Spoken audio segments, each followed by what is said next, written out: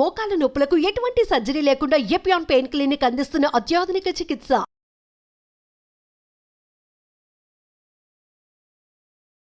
నమస్తే, welcome to Suman TV. So మనతో పాటు ఇప్పుడు ప్రస్తుతం ఉన్నారు డాక్టర్ ఆకాష్ గారు. అంటే ఏంటంటే చాలా వరకు కాన్స్టిపేషన్ గురించి అండ్ అలానే మన గట్ హెల్త్, ఈ రెండు కూడా ఇంటర్ లింక్ అయి ఉంటాయి. సో దీనివల్ల మనకి చాలా అనారోగ్య సమస్యలు వస్తాయని చెప్పేసి మనందరికీ తెలుసు.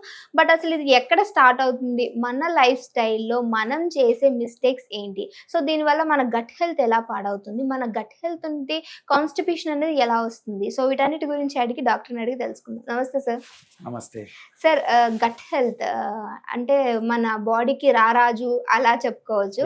సో గట్ హెల్త్ కనుక స్టేబుల్ గా ఉన్నా, హెల్తీగా ఉంటేనే మన బాడీ అంతా స్టేబుల్ గా ఉన్నట్టు. సో అసలు దీనికి అండ్ అలానే కాన్స్టిపేషన్ కి ఇంటర్లింక్ ఎలా ఉంటుందంటారు? సో మీరు అన్నట్టు ఈ గట్ మైక్రోబయోమ్ అనే కాన్సెప్ట్ ఏంటంటే మన గట్ సంబంధించిన కంటే ఎక్కువ కాకుండా మన గట్ లో నివసించే కొన్ని మైక్రో ఆర్గానిజమ్స్ మీద డిపెండ్ అయి ఉంటుంది. అంటే good bacteria, bad bacteria. Exactly. So bacteria, good bacteria, bad bacteria రెండు అవసరమే మనకి. యాక్చువల్లీ బ్యాడ్ బ్యాక్టీరియా అంటే అది ఒక లెవెల్ దాటిన తర్వాత it becomes bad for us. So ఈ మైక్రోబయోమ్, గట్ మైక్రోబయోమ్ అనేది ఏంటంటే ఇప్పుడు మీరు అన్నట్టు బ్యాక్టీరియా, వైరస్, పారాసైట్స్ ఇవన్నీ కూడా ఉంటాయి మన గట్ లో. So these constitutes major part of our gut. Actually చెప్పాలంటే మన గట్ జీనోమ్స్ మొత్తం, మన హ్యూమన్ జీనోమ్ తీసుకుంటే మన దాంట్లో మొత్తం ఉండేది ఒక 23,000 జీనోమ్ మీద డిపెండ్ అయి ఉంటుంది మన బాడీ. బట్ మన గట్ మైక్రోబయోమ్ వాటి జీన్స్ తో పోలిస్తే చాలా తక్కువ. గట్ మైక్రోబయోమ్ జీన్స్ ఎన్ని ఉంటాయంటే 3.3 మిలియన్ జెనెటిక్ మెటీరియల్ తో మేక్ అయి ఉంటుంది. So they dominate us. Actually మన మొత్తం జీనోమ్ ని డామినేట్ చేసేది మన gut microbiome. So this plays a major role. మీరు అన్నట్టు కాన్స్టిపేషన్ కావచ్చు, కొన్నిసార్లు మనం లీకీ గట్ అనే టర్మ్ ఉంటుంది. అంటే ఎక్కువ మోషన్స్, తినగానే మోషన్ చేయడం, ఎక్కువసేపు తినగానే వెంటనే ఎక్కువసేపు నిలువ ఉండకపోవడం పొట్టలో, ఇవన్నీ చూస్తూ ఉంటాం. So both are bad. Constipation and this తినగానే మోషన్ రావడం, లీకీ గట్ అనే టర్మ్ ఉందో, బోత్ ఆర్ బ్యాడ్. అంటే మీరు అన్నట్టు అంటే తినగానే వెళ్ళటం అనేది అంటే మన గట్ హెల్త్ అనేది డిస్టర్బ్ అవుతే ఇలా అవుతుంది అంటారా సార్? డెఫినెట్లీ మన గట్ హెల్త్ డిస్టర్బ్ అయినప్పుడే, యాజ్ మెన్షన్ ఇంతకు ముందు, ఈ బ్యాక్టీరియా స్పెసిఫిక్ గా మనం పెరగడం నుండి లాక్టోబాసిల్లస్ కానీ, ఈ లాక్టోబాసిల్లస్ బైఫిడ్, కొన్ని బ్యాక్టీరియా ఏవైతే ఉన్నాయో మనం తినే ఫుడ్ హ్యాబిట్స్ బట్టి వాటి హెల్త్ డిపెండ్ అయి ఉంటుంది. యాజ్ ఇంతకు ముందు మనం చెప్పినప్పుడు బ్యాక్టీరియా, వైరస్ ఇవన్నీ ఉంటాయి కదా, అవి మంచిగా ఉండడం కోసం మనం తినాలి యాక్చువల్లీ. సో అవి డిస్టర్బ్ అయినప్పుడు మన గట్ డిస్టర్బ్ అవుతుంది. సో మీరు చెప్పినట్టు ఇవి డిస్టర్బ్ అయినప్పుడు ఈ కాన్స్టిపేషన్, ఈ మోషన్స్, తినగానే మోషన్ రావడం ఇదైతే ఉందో, మనం కావాల్సినంత బ్యాక్టీరియా స్పెసిఫిక్ గా మన గట్ లో మెయింటైన్ అవ్వకపోతే వస్తుంది. ఓకే, కావాల్సినంత బ్యాక్టీరియా అంటే మనకు కరెక్ట్ ఫార్మేషన్ లేకపోతే వస్తుంది అంటారా sir? Yes, definitely correct form అన్ని ఈక్వల్ ప్రపోర్షన్స్ లో ఉండాలి. యాజ్ ఐ హావ్ టోల్డ్, మన గట్ లో ఉండే సెల్స్ కంటే మన గట్ లో ఉండే మైక్రోబయోటా ఆర్ మోర్. సో వాటి హెల్త్ మనం చూసుకోవాలి. So they should properly function. So ఇవన్నీ కూడా మన ఫుడ్ తీసుకునే దాని మీద ఇంపాక్ట్ అవుతూ ఉంటుంది. So that is why food plays a major role in this gut microbiome. Okay, అంటే ఫుడ్ అనేది ప్రతి ఒక్క విషయంలో మేజర్ రోల్ పాటిస్తుంది, బట్ గట్ విషయంలో అంటే ఖచ్చితంగా ఫస్ట్ ప్లేస్ లోనే ఉంటుంది అంటారు. సో మనం తీసుకోవాల్సిన ఫుడ్ లో ఏ విధమైన మిస్టేక్స్ చేయడం వల్ల గట్ హెల్త్ అనేది డిస్టర్బ్ అవుతుంది అంటారు సార్? సో స్పెసిఫికల్లీ అంటే everybody now they are talking ఏంటంటే మనకి డైట్ లో ఫైబర్ తక్కువ అవ్వడం వల్ల ఈ మైక్రోబయోటా డిస్టర్బ్ అవుతుంది. So more amount of fibre content ఉండాలి మనం తీసుకునే ఫుడ్ లో. న్యాచురల్ గానే మనం ఇప్పుడు బయట ప్రాసెస్డ్ ఫుడ్, ప్రాసెస్డ్ మీట్ ఎక్కువ అయిపోయింది. So processed in the sense అంతా వైట్ ఫార్మ్స్ అండి, షుగర్ కావచ్చు, మైదా కావచ్చు, మనం డైలీ తీసుకునే బ్రెడ్ అవ్వచ్చు, ఆల్ దీస్ థింగ్స్. మనం బాగాలేనప్పుడు అందరూ బ్రెడ్ అంటారు, బ్రెడ్ పాలు తాగినామంటారు. వెరీ కామన్ గా నేను చూస్తుంటాను పేషెంట్స్, జ్వరం వచ్చిందండి 2 days నుంచి పాలు బ్రెడ్ తీసుకుంటున్నా అంటారు. Which are the most important things we should not take during that time. అదేంటి సార్, అంటే ఫీవర్ వచ్చంగానే ఆ ఫుడ్ తీసుకోలేరు కాబట్టి ఖచ్చితంగా బ్రెడ్ పాలు అనేది సజెస్ట్ చేస్తారు కదా డాక్టర్ కూడా? Yeah, definitely. కానీ ఇదే తప్పండి. ఈ మనకి డైరీ అనేది అడల్ట్స్ లో it is not helpful.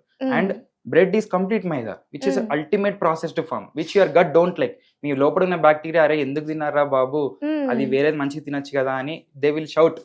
So ఇది కామన్ గా ఏంటంటే మనం, so we have to make sure that fibre ఉంది డైట్. లైక్ మనకి క్రూసిఫరస్ వెజిటేబుల్స్ అంటే మనకి క్యాబేజ్, క్యాలీఫ్లవర్, ఇప్పుడు ఈ మధ్య అందరు చెప్తున్నారు బ్రాకోలీ, ఇవి స్టీమ్ చేసుకొని ఇవి తిన్నప్పుడు డెఫినెట్ గా మనం కాన్స్టిపేషన్ గానీ ఎఫెక్ట్స్ గానీ మనం వి కెన్ బైపాస్ చేసుకోవచ్చు. అంటే బ్రాకోలీ గురించి మాట్లాడుకుంటే సార్, అది మన ఇండియాకి సంబంధించినది కాదు, సో ఎక్స్పోర్ట్ అవుతూ ఉంటుంది కాబట్టి ప్యాక్డ్ అని మాట్లాడుకోవచ్చు అన్నారు. సో అది మరి ఏ విధమైనటువంటి హెల్ప్ చేస్తుంది అంటారు మన వెరీ ట్రూ బాడీకి? అండి. అంటే ఇప్పుడు now we have come to point where everything should be organic. వాటి మీద చాలా అవును. మంది అవగాహన చెప్తున్నారు. ఉమ్, సో ఇఫ్ పాసిబుల్ అట్లా మీకు ఈజీగా అవైలబిలిటీ ఉంటే తీసుకోవచ్చు broccoli. Um, but other than that మనకి చాలా ఉన్నాయి మనం రెగ్యులర్ తినే వాటిలోనే. అవును. క్యాబేజ్ అవ్వచ్చు, cauliflower, it's an other form of cauliflower actually. Broccoli Okay. అంటే సేమ్ స్పీషీస్ కింద వస్తుంది అది కూడా. ఉమ్, సో క్యాలీఫ్లవర్ కానీ, క్యాబేజ్ కానీ, మనం డైలీ తీసుకునే చిక్కుడు కానీ, ఉమ్, బీరకాయ కానీ, ఇవన్నీ తీసుకోవచ్చు. వీటిలో హై కాంటెంట్ ఫైబర్ ఉంటుంది. ఉమ్, మాక్సిమం వాటర్ అండ్ ఫైబరే వీటిలో ఉండేది. okay. వెరీ లెస్ క్యాలరీస్ ఉంటాయి వీటిలో. Um, so you don't need to worry about gaining calories. ఇప్పుడు ఇవి తినేస్తే మళ్ళీ మనం వెయిట్ పెరిగిపోతాం మేము అట్లా అనుకోవడానికి కూడా లేదు. అవును. So most of them contain fibre only. Regular గా మనకు దొరికేది బ్రోకలీ. జస్ట్ మనకి అది కూడా అవైలబిలిటీ ఉంటే it's well and good. But అది లేకుండా చాలా మనం చెప్పుకున్నట్టు అవును.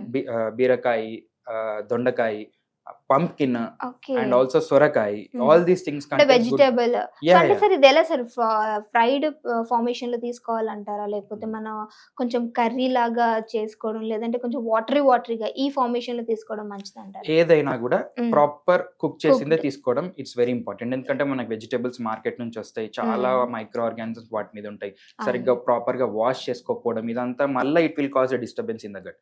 సో ఉమ్, ఖచ్చితంగా మనం ప్రాపర్ గా వాష్ చేసి ప్రాపర్ గా కుక్ చేసిన తర్వాతనే తీసుకోవడం బెటర్ ఫామ్. ఉమ్, సో అట్లీస్ట్ ఇంకా కుక్ కొంతమంది కుకింగ్ వద్దు రా ఫామ్ బెటర్ అన్న వాళ్ళు అట్లీస్ట్ స్టీమ్ అన్న స్టీమ్ చేసుకోవాలి. చేయాలంటారు. స్టీమ్ చేసుకోవడం వల్ల ఏంటంటే చిన్న చిన్న మైక్రో ఆర్గానిజమ్స్ ఏమైనా okay. ఉన్నా కూడా so which is bad, which is not good for us, um, ఈ దాన్ని మనం ప్రివెంట్ చేసుకోవచ్చు. Okay sir. Gut health disturb అయిన వాళ్ళు రైస్ లేదా చపాతి ఈ రెండిట్లో ఏ ఫార్మేషన్ వాళ్ళకి కరెక్ట్ అంటారు, తీసుకోవడం మంచిది అంటారు?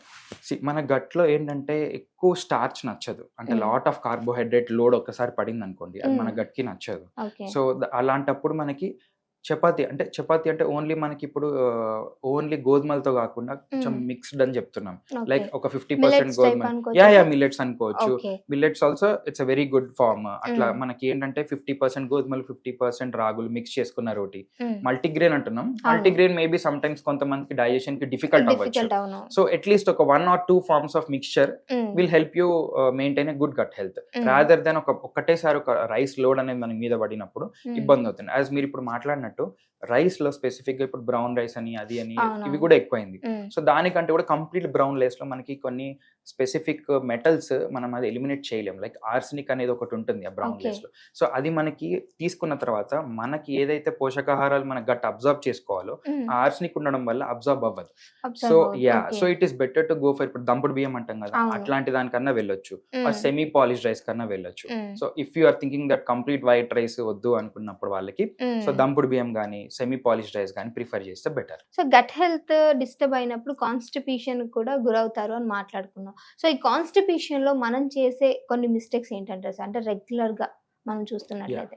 మనం మాట్లాడుకున్నట్టు స్పెసిఫిక్ గా మన కాన్స్టిపేషన్ అంటే మలబద్ధకం. ఉమ్, ఈ మలబద్ధకం అంటే మనకి ఏంటంటే ఆల్రెడీ మనం తిన్న ఫుడ్ అంతా డైజెస్ట్ అవును. అయ్యాక ఉమ్, మన ఇంటెస్టైన్ నుంచి స్లోగా బయటికి వెళ్ళిపోవాలి. అవును. అది వెళ్ళదు, వెళ్ళదు. అది లోపలే ఉండిపోద్ది. ఉమ్, సో దానికి బయటికి వెళ్ళడానికి కావాల్సిన ఇంపార్టెంట్ థింగ్ మనం కొట్టియాలి. మనం ఇందాక మాట్లాడుకున్నట్టు ఆ most important thing is fibre. Okay. So fibre ఏం చేస్తుందంటే యాక్చువల్లీ మనం అందరం అనుకున్నట్టు ఫైబర్ మంచిది అంటే ఒక ఇంపార్టెంట్ విషయం ఏంటంటే అసలు ఫైబర్ మన బాడీ మాక్సిమం డైజెస్ట్ చేసుకోదు. ఫైబర్ మీరు తిన్నట్టు బయటకు వచ్చేస్తుంది. ఓకే. యా. సో ఫైబర్ అనేది ఎందుకు మరి మనకు కావాలి? ఫైబర్ మనకి ఏం డైజెస్ట్ చేసుకోలేదు కదా అంటే ఉమ్, ఇప్పుడు మీరు అన్నట్టు ఈ మలబద్ధకాన్ని ప్లస్ మన గట్లో ఉండే గుడ్ బ్యాక్టీరియాని ఉమ్, అవి హ్యాపీగా ఫీల్ అవుతాయి. Okay. Okay, good bacteria will feel better when it is comes in contact with fibre. Um, so and also ఇప్పుడు కాన్స్టిపేషన్ మలబద్ధకం ఉందన్నారు. యాజ్ మనం ఫైబర్ డైజెస్ట్ అవ్వదు కాబట్టి మన తిన్నది కింద కాన్స్టిపేషన్ రాకుండా దాన్ని పుష్ చేయడం వల్ల ఈజీగా ఫైబర్ యూజ్ అవుతుందంట. Yes definitely. Okay. Okay sir, ఈరోజు చాలా చక్కటి ఇన్ఫర్మేషన్ అందించారు. సో మన గట్ హెల్త్ అండ్ అలానే కాన్స్టిపేషన్ కి సంబంధించి సమస్యలు ఉన్నా, సో ఇలాంటి వాళ్ళకి ఏమైనా డౌట్స్ ఉన్నా సరే ఈ వీడియో చాలా ఉపయోగపడుతుంది అనుకుంటా. Thank you so much sir. Thank you అండి.